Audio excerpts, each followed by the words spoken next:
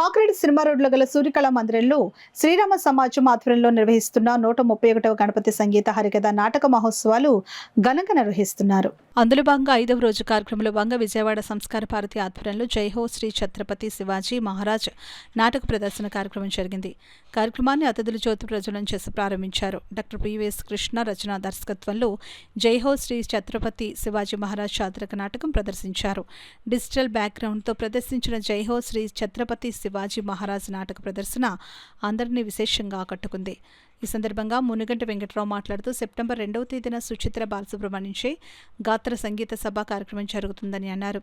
ఈ కార్యక్రమంలో శ్రీరామ సమాజం అధ్యక్షులు ఆకొండి శ్రీనివాసరాజారావు, ఉపాధ్యక్షులు doctor MV Bharathalakshmi, doctor Ravi రాఘవరావు, కార్యదర్శి ట్రస్టీ మునిగంటి వెంకట్రావు, సహాయ కార్యదర్శులు Chavala Suryakumari, MVG Krishnamraju, president Nallamilli Manibabu, legal adviser Ayyagari Venkatesh, organising secretary GNKD Venkatrao, సంగీత విద్వాంసురాలు పెద్దాడి సూర్యకుమారి, కనుమూరు రాజలక్ష్మి, గాయని డి విజయలక్ష్మి పెద్ద సంఖ్యలో సంగీత ప్రియులు పాల్గొన్నారు. కాకినాడలో పురాతనమైన 131 సంవత్సరాల చరిత్ర కలిగినటువంటి శ్రీరామ సమాజం కార్యదర్శి ట్రస్టీ అయిన మునిగంటి వెంకట్రావు మీకు నమస్కారం చేస్తున్నాడు.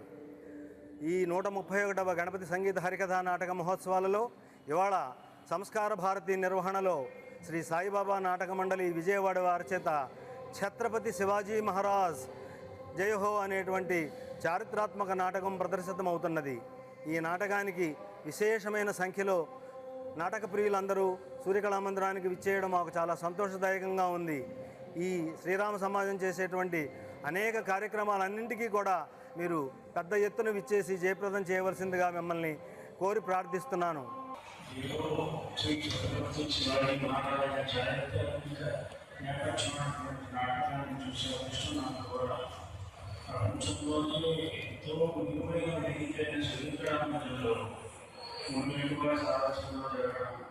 చాలా ఆనందంగా ఉంది. ముందు చూసాను అప్పుడు దర్శకులు మాట్లాడుతున్నాను కానీ ఇవాళ ఇక్కడ